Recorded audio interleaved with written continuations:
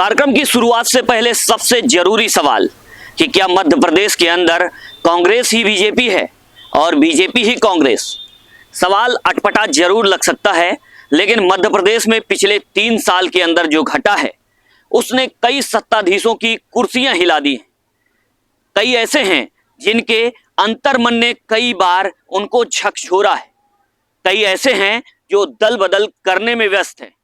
लेकिन सवाल यह है कि इतना उछल कूद के बाद पलड़ा किसका भारी है।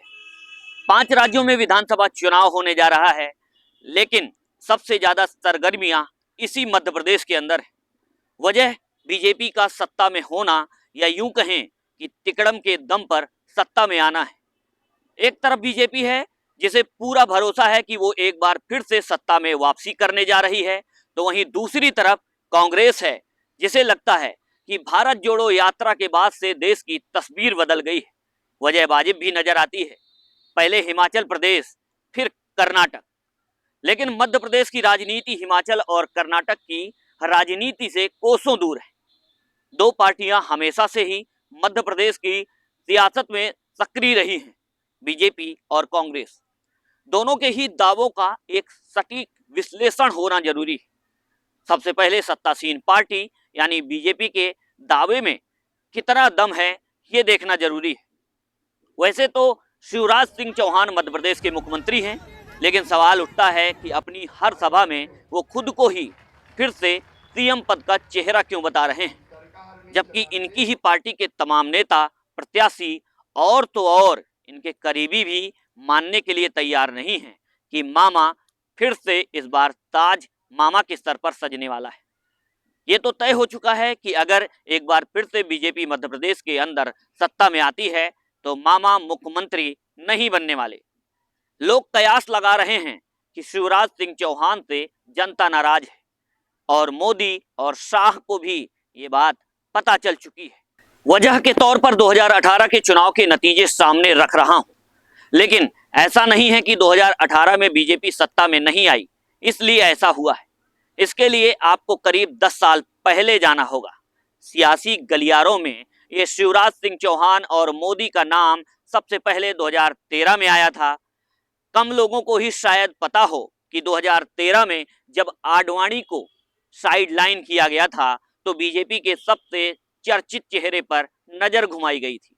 ऐसे में 2 नाम ही सामने आए, मोदी और शिवराज सिंह चौहान, जो लगातार अपनी नीतियों और रणनीतियों की वजह से सीएम बने हुए थे। मोदी के दामन पर उस वक्त जरूर गोधरा कांड का दाग था, लेकिन शिवराज सिंह चौहान से साफ सुथरी छवि वाले नेता थे।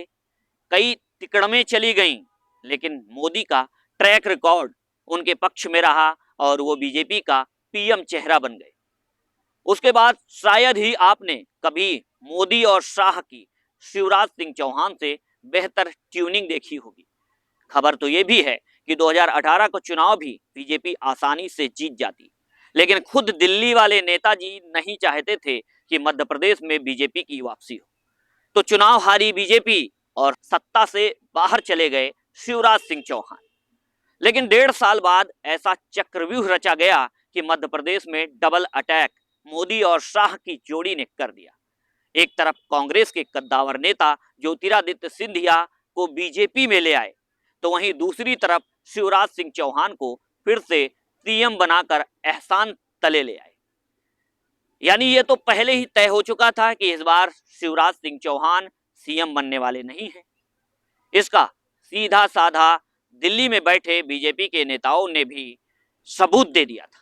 शिवराज के खासम खास माने जाने वाले मंत्रियों का पत्ता काट दिया गया और फिर जो सांसद हैं यानी मोदी और शाह को जो रिपोर्ट करते हैं उनको चुनावी मैदान में उतार दिया गया।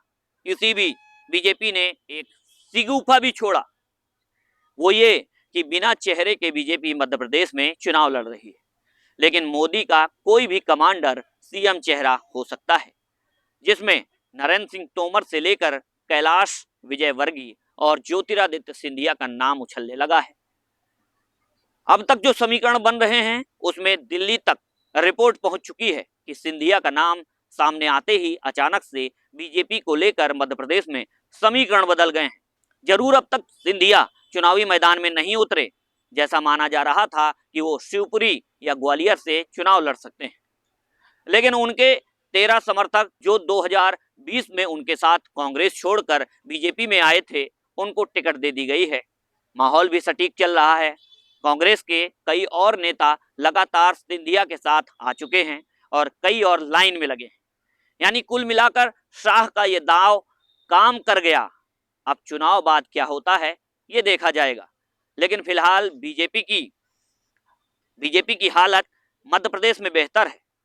लेकिन कमजोर पक्ष ये है कि उमा भारती जैसी नेता एक बार फिर से नाराज हो चुकी हैं और खुद को मध्य प्रदेश चुनाव से अलग कर चुकी हैं। खैर, अब बात कांग्रेस की कि इस चुनाव में कांग्रेस के जीत के दावे कितने मजबूत हैं।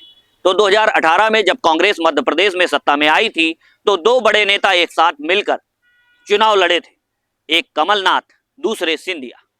दिग्विजय सिंह ने भी उस वक्त एक यात्रा निकाली थी जिसको लेकर वो उनके समर्थक दावा करते रहे हैं कि कांग्रेस को फायदा हुआ था।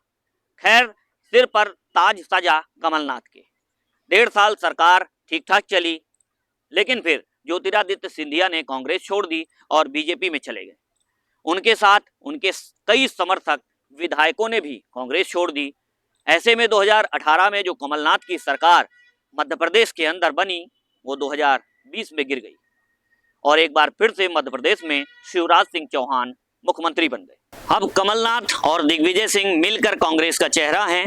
हाल ही में दोनों एक दूसरे से कितनी मोहब्बत करते हैं वो कमलनाथ के वायरल वीडियो से ही पता चल गया था कि वो दिग्विजय सिंह और उनके बेटे जयवर्धन सिंह, जो कि राघवगढ़ से प्रत्याशी हैं, उनके कपड़े फाड़ने के लिए अपने समर्थकों से कह रहे थे। हालांकि कमलनाथ और दिग्विजय सिंह का दोनों का बाद में बयान आया था, लेकिन 2018 से बड़ी जीत का जो दावा कमलनाथ और दिग्विजय सिंह करते रहे हैं वो उतना मजबूत नजर नहीं आता। इसकी वजह 2018 जैसे समीकरण का ना होना है। दरअसल कांग्रेस को ये नहीं भूलना चाहिए कि ज्योतिरादित्य सिंधिया जो कांग्रेस में थे, उनके जाते ही बहुत बड़ा झटका कांग्रेस को लगा था। हाल ही में कई बड़े नेताओं ने कांग्रेस को अलविदा कह दिया है। अब हालत ये है कि बीजेपी उन तमाम नेताओं को टिकट दे रही है जो सिंधिया के साथ कांग्रेस से बीजेपी में आए थे। वहीं कांग्रेस भी बीजेपी के कई बागी नेताओं को टिकट दे चुकी है। तभी तो हमने सवाल पूछा था कि क्या कांग्रेस ही बीजेपी है और बीजेपी ही कांग्रेस है। आपको हमारा ये विश्लेषण कैसा लगा? अपनी कीमती राय कमेंट कर जरूर बताएं और अगर वीडियो पसंद आया हो तो वीडियो को लाइक करें, शेयर करें और चैनल को सब्सक्राइब करें। नमस्कार।